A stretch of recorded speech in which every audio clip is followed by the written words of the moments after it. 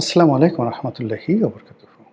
সম্মানিত দর্শক, কেমন আছেন আমাদের ডক্টর মোহাম্মদ ইউনূস, কিংবদন্তির অর্থনীতিবিদ, শান্তির নোবেল বিজেতা, অন্তর্বর্তীকালীন সরকারের প্রধান উপদেষ্টা, হিলারি ক্লিন্টনের বন্ধু, বিল ক্লিন্টনের বন্ধু, পশ্চিমাদের চোখের মণি, কলিজার টুকরা ডক্টর মোহাম্মদ ইউনূস এখন কি করছেন, কি ভাবছেন? তিনি কবে আবার বিদেশ যাবেন, কবে আবার হাসবেন, তার পরিণতি কী ইত্যাদি নিয়ে আপনারা কি কেউ কি কিছু ভাবেন? আমি কিন্তু ভাবি।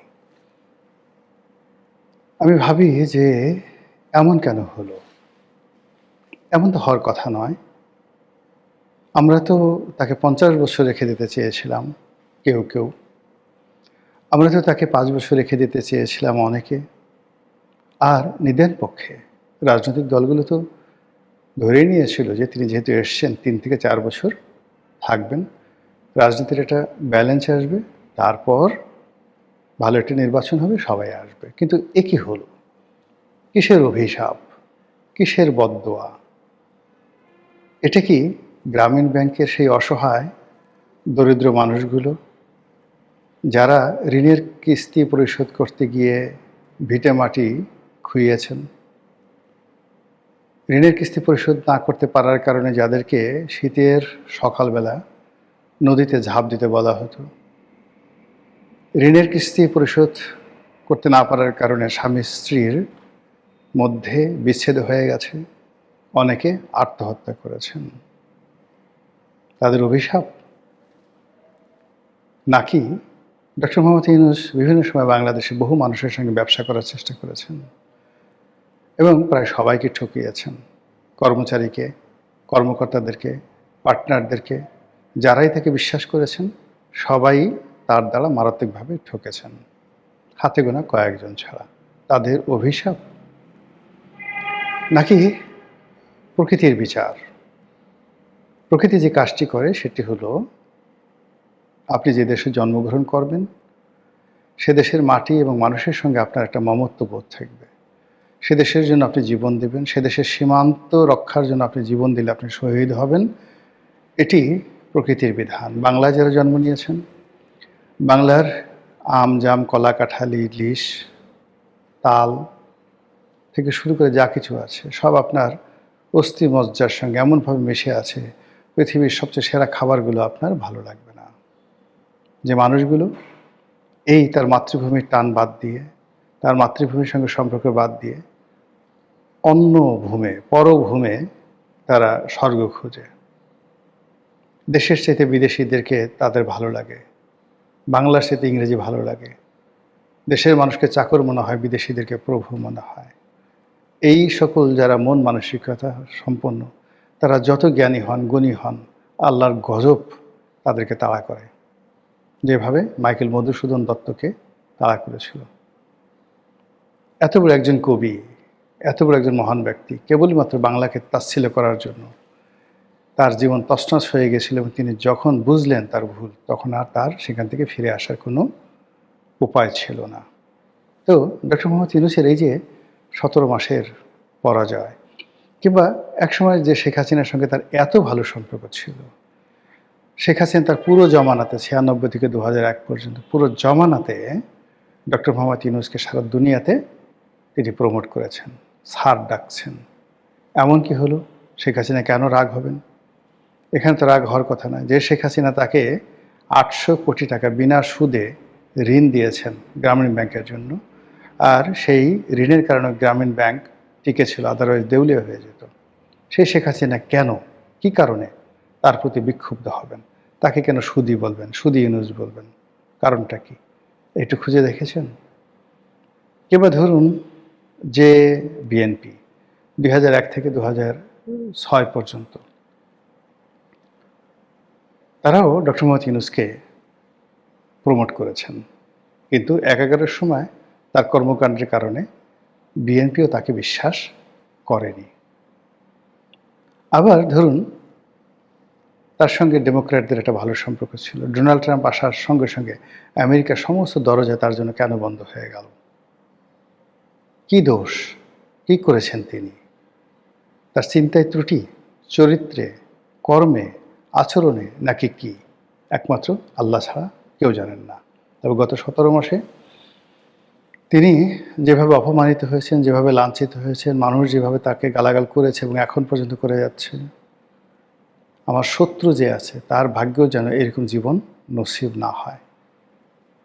আল্লাহ তার তকদিরে কোথায় মৃত্যু রেখেছে, কিভাবে তিনি মরবেন আমি জানি না। আর তার মৃত্যুতে কতজন মানুষ জানাজায় হাজির হবেন তাও জানি না। তার মৃত্যু কি দেশে হবে না দেশের বাইরে হবে তাও জানি না। কিন্তু যতদিন তিনি জীবিত থাকবেন, তার এই যে অভিশপ্ত একটা জীবন, এই জীবন তাকে এবং তার পুরো পরিবারকে প্যারা দেবে। তিনি গত 17 মাসের থেকে যে কাজগুলো করেছেন, অনেক ভালো কাজ হয়তো করেছেন, আমরা জানি না। কিন্তু তার মন্দ কাজগুলো যেভাবে ব্র্যান্ডিং হয়েছে, তিনি তার গ্রামীণ ব্যাংকের জন্য, গ্রামীণ ফোনের জন্য, তার নিজের জন্য, তার নিজের পরিবারের জন্য, তার ভাই, ভাতিজা, স্ত্রী, কন্যা সকলের জন্য যা কিছু করেছেন, সব মানুষ নির্বিচারে নিন্দা করেছে। তিনি সবাইকে কথা দিয়েছেন, কারোর সঙ্গে কথা রাখেননি। তিনি সবার বন্ধু হওয়ার চেষ্টা করেছেন, কিন্তু অন্তর থেকে কারো বন্ধু হননি। ফলে বিদায় বেলায় তা নিয়ে তিনি কাউকে পাননি। তিনি যেদিন যমুনাশ্রয়ে গেলেন, সেদিন জামাতের আমির তারেক রহমান সাহেব, অন্যান্য যে রাজনৈতিক দল যারা এই যাকে বলা হয় সংস্কার কমিটিতে, রিয়াজ আলীর কি আলী রিয়াজ আলীতে না আলী রিয়াজের সংবিধান সংস্কার কমিটিতে নিয়মিত গেছেন প্রায় কত 70টা না 80টা রাজনৈতিক দল। তারা ফুলের মালা নিয়ে যাবেন, অনেকে কেঁদে দিবেন, অনেকে চোখের পানি ফেলবেন, স্যার আপনি আমাদের ছেড়ে চলে গেলেন, এই হবে তার বিদায়। কিন্তু না, তিনি তার কন্যাকে নিয়ে আর এসএসএফের গার্ড নিয়ে ধীরে ধীরে মার্সিডিজ গাড়ির দিকে, সরকারি গাড়ির দিকে এগিয়ে গেলেন। এখন আমরা জানলাম যে তিনি 1 বছর ভিভিআইপি প্রোটোকল নিয়ে তারপর তিনি থাকবেন। সবাই বলছে ভালোই হয়েছে। যদি ভিভিআইপি প্রোটোকল মানে এসএসএফের আন্ডারে থাকে, তাহলে তিনি পালাতে পারবেন না, দেশ ছেড়ে যেতে পারবেন না। সবসময় একটা নজরদারিতে রাখা হবে এবং বলা হচ্ছে যে তাকে ইচ্ছা করে এই কাজগুলো করানো হয়েছে, বা তিনি না বুঝে এই ইচ্ছা করে প্রোটোকলের মধ্যে তিনি পড়ে গেছেন। তিনি যদি ক্ষমতা ত্যাগের পরের দিনে চলে যেতেন দেশের বাইরে, কেউ হয়তো তাকে আটকাতো না, কিন্তু আজকের দিনে তার পক্ষে যাওয়াটা আদৌ সম্ভব কিনা এটা আমি বলতে পারবো না। যেটা আমি বলছিলাম যে গত 17 মাসে তিনি যে অসংখ্য শত্রু তৈরি করেছেন, সেই শত্রুদের মধ্যে বেশিরভাগই তার মিত্র। তাকে যারা ভালোবাসত, চোখ বুজে ভালোবাসত, তারা অনেকেই এখন তার শত্রু। যারা তার দীর্ঘায়ু কামনা করতেন, তারা এখন চাচ্ছে না যে এই লোকটা বেশি দিন বেঁচে থাকুক। তারপর অনেকে চাচ্ছেন যে তিনি একটু জেলে যান, তার একটু হাতকড়া পরানো হোক, তার বিরুদ্ধে মামলা হোক, মোকদ্দমা হোক। আওয়ামী লীগের লোকজন যেভাবে সেই কোর্ট কাছারিতে গিয়ে ডিম থেরাপির শিকার হয়েছেন, তার সঙ্গে অন্ততপক্ষে এভাবে একটু ডিম থেরাপি হোক। অ্যাটলিস্ট মুরগির ডিম শক্ত বা হাঁসের ডিম শক্ত, সেগুলো পরিবর্তে যদি কোয়েল পাখির ডিমও মোটামুটি দেওয়া হয় তাকে, কিছু লোক আছেন যারা খুব খুশি হবেন, হাসবেন, জোরে জোরে হাসাহাসি করবেন। এটাই বাস্তবতা। এখন সেই লোকটি কেমন আছেন আমরা জানি না, তবে নিশ্চিত যে দিল্লি তাকে ছাড়বে না, কোনো অবস্থাতে দিল্লি তাকে ছাড়বে না। আওয়ামী লীগের কথা বাদ দেন, আওয়ামী লীগ একটা মানে নিজেরাই এখন বিপদগ্রস্ত, আগামীতে কাদের কি বিপদে করবেন সেটা পরের ব্যাপার। কিন্তু দিল্লি তো একটা রাষ্ট্র, নরেন্দ্র মোদী যে ম্যান। এবং এই পৃথিবীতে গত নরেন্দ্র মোদী 2014 থেকে এই পর্যন্ত পৃথিবীর অনেকগুলো যে গ্লোবাল ডিসিশন, সেই গ্লোবাল ডিসিশন গ্রহণের ক্ষেত্রে বা গ্লোবাল ডিসিশন রহিত করার ক্ষেত্রে যে নরেন্দ্র মোদীর গুরুত্বপূর্ণ ভূমিকা ছিল, তিনি ডক্টর মোহাম্মদ ইউনূস দ্বারা গত 17 মাসে যে নির্যাতিত হয়েছেন, নিপীড়িত হয়েছেন, অপমানিত হয়েছেন, লাঞ্ছিত হয়েছেন, যাকে রীতিমতো চু-লিং পং করে দেওয়া হয়েছে সরকারের পক্ষ থেকে। এখন এই চু-লিং পং নাকি যাকে বলা হয় খুব ভালো একটি বাংলা ভাষা, ভালো কথা। এখন এই বাংলা ভাষাটাকে যদি জনাব নরেন্দ্র মোদী তিনি ডক্টর মোহাম্মদ ইউনূসের জন্য গলার মালা করে তার গলায় ঝুলিয়ে দেন, তার পোশাক বানিয়ে দেন এটা দিয়ে, এই শব্দ দিয়ে সারা শরীর শুধু এগুলো লেখা থাকবে। রুদ্রাক্ষের মালার উপর চু লিং পং লিখে তার গলায় বিরাট একটা মালা ঝুলিয়ে দেন, হাতে এরকম একটা মালা ঝুলিয়ে দেন যে সারাদিন আপনি ওইটা বলেন, ইয়া মবু ইয়া মবু ইয়া চু লিং পং। মানে চু লিং পং মানে সুদ লিং পং, বাট আমি একটু ভদ্র করে চু লিং পং বলছি আর কি।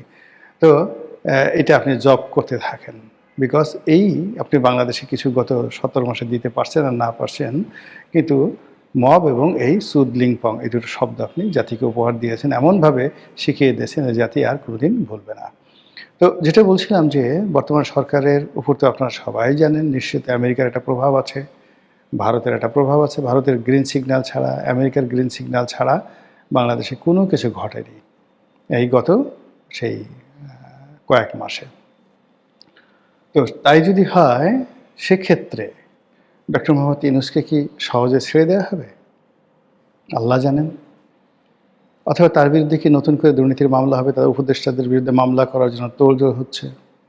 সমস্ত উপদেষ্টারা ত্রাহি ত্রাহি করছে, কেউ আন্দোলনের হুমকি দিচ্ছে, কেউ গণ অভ্যুত্থানের হুমকি দিচ্ছে, কেউ বলছে বিদেশে পালিয়ে যাওয়ার যেতে পারতাম কিন্তু না গেছি, কেউ ব্যাংক হিসাব দাখিল করছে, কেউ বলছে আমি চোর না, আমি দুর্নীতিবাজ না, আমি জীবনে কোনো দিন দুর্নীতি করি নাই, আমি কোনো দিন মানে কী বলবো কোনো দুর্নীতি করি নাই, 1 টাকারও দুর্নীতি করে নাই। এই সকল কথাবার্তা শুনে বোঝা যায় যে কি পরিমাণ চাপের মধ্যে উপদেষ্টারা রয়েছে। আর উপদেষ্টারা যদি চাপের মধ্যে থাকে, ডক্টর মোহাম্মদ ইউনূসকে চুমার মধ্যে থাকবেন, চুম্বনের মধ্যে থাকবেন? প্রশ্নই আসে না। এবং সেক্ষেত্রে কী হবে, তার যে পুরনো মামলাগুলো সেগুলো যদি নতুন করে চালু হয়, তার বিরুদ্ধে যদি আবার নতুন করে মামলা হয়, আবার তাকে যদি কোর্ট কাছারিতে ঘুরতে হয়, তিনি তখন জোরে জোরে চিৎকার করে বলবেন যে আগেই ভালো ছিলাম, আগে সিঁড়ি দিয়ে উঠতাম হেঁটে হেঁটে, পেছন থেকে কেউ গালি দিত না, কেউ ডিম মারত না, আগে কখনো হ্যান্ডকাপ পরানো হয়নি, আগে খাঁচার মধ্যে ঢোকার নিয়ম ছিল কিন্তু ম্যাজিস্ট্রেট ভদ্রতা করে আমাকে খাঁচায় ঢুকায়নি, আমি নাটক করার জন্য খাঁচায় ঢোকার চেষ্টা করেছি, আর এখন একই হলো, একই ঘটছে, এও কি দুনিয়া, এও কি সম্ভব? হিরোডোটাসের সেই বিখ্যাত গল্প সাইরাস বনাম ক্রেশাস, সেই সময়টিতে মহামতি সাইরাস মানে পারস্যের সম্রাট, তার দ্বারা যখন লিডিয়ার রাজা ক্রেশাস মৃত্যুদণ্ডপ্রাপ্ত হলো, তখন আশ্চর্য হয়ে গেলেন। এখন যেভাবে যদি অলনে ছাড়েন ইরান জিতে যায়, ইরান জিতার পর ডোনাল্ড ট্রাম্পকে ধরে আনা হয় এবং ইরানের শাসকরা সিদ্ধান্ত দেয় যে বড় একটা জ্বলন্ত চিতা জ্বালাও, সেই চিতায় ডোনাল্ড ট্রাম্পকে হ্যান্ডকাপ পরিয়ে শিকলবদ্ধ অবস্থা থেকে পুড়িয়ে মারো। তখন ডোনাল্ড ট্রাম্প যেভাবে আশ্চর্য হবেন, ঠিক এরকম ঘটনা এই পৃথিবীতে ঘটেছিল। তখন পারস্যের সম্রাট ছিলেন এই সাইরাস দ্য গ্রেট। তখন ছোট্ট এখনকার যে পারস্য তার চেয়েও ছোট পারস্য ছিলেন তিনি। তখন যে রাজার কথা বলছি, লিডিয়ার রাজা ক্রেশাস, এই তুরস্ক, পুরো তুরস্কের এই অঞ্চলে ছিল তার রাজধানী, এবং তুরস্ককে কেন্দ্র করে বসফরাস প্রণালী পার হয়ে পুরো ইউরোপে রাজা ছিলেন। মোর দ্যান 400 ইয়ার্স তার বংশ রাজত্ব করেছিল প্রাচীন দুনিয়াতে। সেই বংশের সবচেয়ে পাওয়ারফুল সম্রাট ছিলেন সম্রাট ক্রেশাস। আর সম্রাট ক্রেশাসের অধীনে ছোট্ট একটা সামন্ত রাজা ছিলেন সাইরাস। সেই সাইরাসের কাছে ক্রেশাস পরাজিত হয়েছিলেন যুদ্ধের ময়দানে। আর সাইরাস তাকে বলছিলেন যে ওকে বন্দি করে চিতার আগুনে ফেলে জ্বালিয়ে পুড়িয়ে মারো। যখন তাকে চিতার আগুনে নিয়ে যাওয়া হচ্ছিল, তিনি খুব অবাক হয়ে আশ্চর্য হয়ে আকাশের দিকে তাকিয়ে বলেছিলেন, হে বিধাতা, এও কি সম্ভব? এই ঘটনা পৃথিবীতে অতীতে বহুবার ঘটেছে। আগামীতে যে ঘটবে না, এটা কি পারস্য কিংবা বাংলায়, এ কথা আপনি আমি বলতে পারি না। মহান আল্লাহ আমাদের সবাইকে হেদায়েত দান করুন এবং হেফাজত করুন। আসসালামু আলাইকুম ওয়া রাহমাতুল্লাহি ওয়া বারাকাতুহু।